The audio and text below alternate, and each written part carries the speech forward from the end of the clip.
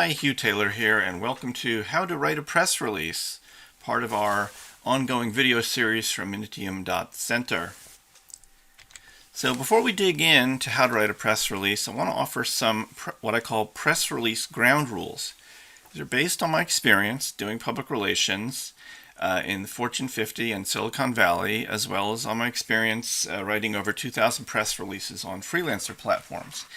And now, just a quick disclaimer though, of course, there are many different ways to write a press release. I'm going to present one that I consider to be a professional standard, but there are other professional standards. And, you're free to choose, obviously, so maybe this will be helpful, but it might conflict with other things that you've heard. So just try to keep a balanced mind. But there are a couple of ground rules that I think any public relations professional would agree upon. And they are that a press release needs to make a clear announcement. A press release is announcing something new, some news. And as I like to say, the word new is in news. So you should be making some news with your press release. And sometimes people in the PR field simply call them announcements. They don't even call them press releases. Press release delivers an easy-to-understand message in its lead paragraph, which is spelled L-E-D-E. It's a little bit weird, but the lead paragraph is that first paragraph of the press release. It's about maybe 60, 70 words. It just explains exactly what's going on, answers those journalist questions, who, what, when, why, where, and how, and keeps it all in a nice little tight package. Press release writing is always in the third person. It's always it, they, he, she, there. It's never our, my, I, me. Very important. The writing should be in an objective style, maybe even a little bit flat. Sometimes, factual. Sometimes people say, well, can't I be more creative? No. Maybe in the quote you can be creative, but generally speaking, press releases are somewhat flat in style. And that's okay because reporters are using them as a source of information. They'll write the interesting article based on what you say. Along those lines, press releases shouldn't do any overt selling. There shouldn't be hyperbolic, we're the greatest in the world kind of language. That's a big turnoff to reporters, and it defeats the purpose of the press release, which is to get your news picked up in the media. At the same time, press release should answer the question, why should I care about this? What's important? What's interesting about your news? Okay? So from there, before we dig into the actual writing, I want to go over the structure of a press release. Now, I realize this is kind of an eye chart, but it's important to understand the elements of a press release and how it's structured. And again, there are differences of opinion on what the structure of a press release should be.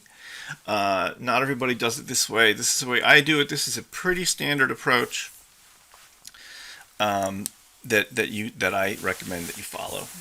So the press release begins with the headline, okay? And this is not necessarily the headline that's going to be in the newspaper about your story, but it's your headline, and it's always a clear announcement of something happening, followed by a subhead, which offers a little more detail, and we'll go into these more in a minute. Then there's the date line. Where is this announcement coming from and on what day? Followed by this first paragraph, which is known as the lead paragraph, which is, like I was saying a minute ago, is this kind of concise 60, 70 word summary of what the news is. So in case someone only read that, they would have a concise understanding of what's going on. And one of the reasons they have this, just so you know, is that in the old days of the newspapers, they would sometimes cut off a press release if they ran out of column space. So all this extra stuff below would get cut off. So the idea was if you just had this one little chunk here, then the reader would get the basic information they need. This is followed by a quote. And again, people sometimes put the quote somewhere else in the press release. I like to put it under the lead. This is a statement by someone involved from the organization making the announcement. It's an opportunity to be a little more colorful or interesting language-wise.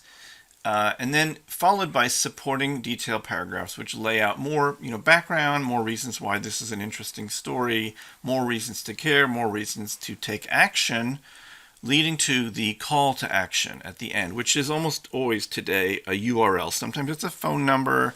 It could be, once in a while it's, send a letter to, but it's almost always a URL. And sometimes with a local press release, there may be a address and a Google Map link.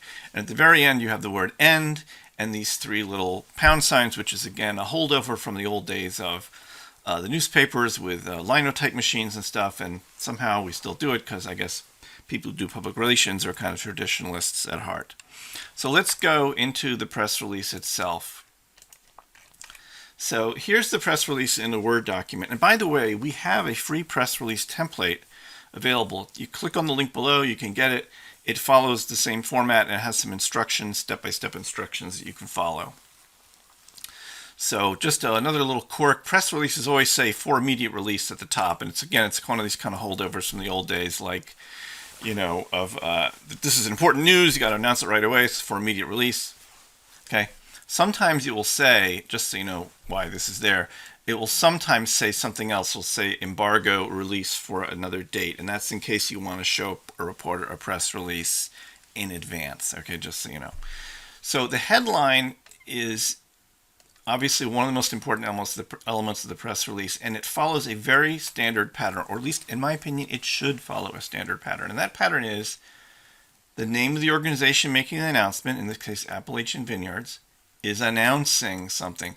Appalachian Vineyards announces its wine events, focused event schedule for the fall. Okay, 1, 2, 3. Entity announces news. Okay, that's your press release headline. The subhead is more detail that someone at a quick glance can gather a little more detail, a little more color on what's going on, grape harvest, winemaking, tasting, canoe trips. Some people put a full summary of the press release here. I don't do that, but that's also a very standard thing. You might put it's almost like a little paragraph. Again, just a quick summary of the news. Now you have the date line, and this is the answers the question, where is this news coming from and on what day? And this, just so you know, this WVA for West Virginia, which may not look like a quote-unquote normal way to say West Virginia, this is the Associated Press, the AP style of state abbreviation, and the AP has a list you can follow of how to abbreviate different states in the United States. Like Pennsylvania is PENN period and so forth, and then the date. So now here's the lead paragraph. This is our lead, LEDE. It's this concise summary of our story. It answers the journalist questions: who, what, when, why, and how, where, and how. And it follows a similar format. It's kind of like repeating your headline. Appalachian Vineyards, the company making the news, a little bit about them. They're West Virginia's only membership-based vineyard. Today announced, this is a common phrase used in the lead paragraph. Today announced something. It announced its schedule of events. Okay.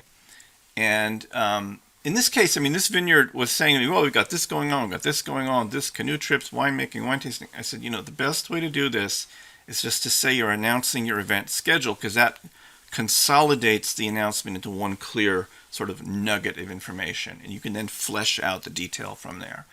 Then it offers a little more detail on what, it's winemaking, wine tasting, and so forth, and it's open to everyone, including club members, which is something they discuss a little bit further down. Now we have the quote. And there's a joke in the PR field that nobody ever said the things that they're quoted in a press release as saying, and it's basically true. Like once in a while, you need a quote from the CEO, so you go to her and you say, I need a quote for the press release. She tells you something, you write it down, and you have a quote. But almost 99% of the time or more, someone like me writes a quote for the CEO and then shows it to her and says, would you approve this quote? And then that's the quote. Now the quote is an opportunity to have a little more color, maybe a little more selling of the idea, something special, because it's personal and you're sort of outside of the press release. You're quoting another person. It's an opportunity to be a little more bold if you want. Then you have supporting paragraphs. And this brings up an interesting question that I get asked a lot, which is how long should a press release be? Now, in my opinion, a press release of 300 to 400 words is perfectly adequate for almost any kind of news. When you see longer press releases like 700 words or 1,000 words, those are almost all what are called multi-part announcements made by big corporations where they're announcing, multiple news stories in one release. And I generally discourage that from, entrepreneurial ventures or small companies or nonprofits. It's not really necessary.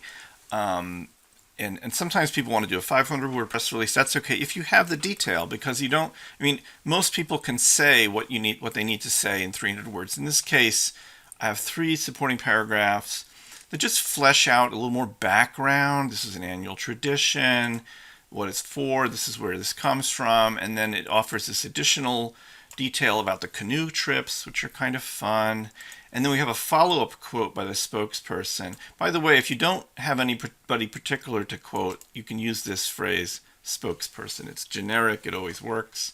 It says, the new friends will make during the fall harvest, come back to our tasting room. Okay, now they're dropping a hint here, like, we want you to come back to our tasting room and buy some wine, which is fine. That's what they're trying to do here. And then they talk about this membership club they have and other details. And then we have this call to action. For more information, visit the URL. For a local search engine press release, a local SEO press release, people sometimes put an address in a Google map link, which, as far as I understand, it helps Google sort it out as a local news, and it'll help come up in local search results. And then we have this little thing at the end, pound, pound, pound, telling the linotype operator that this is the end of the press release. Anyway, if you want to have a template for this, we have, as I said before, a free Microsoft Word press release template. It's available at the link below. Encourage you to check it out, as well as our course on press release writing and publicity. I hope this has been helpful, and I wish you great success in all your public relations endeavors. Thank you for being with us today.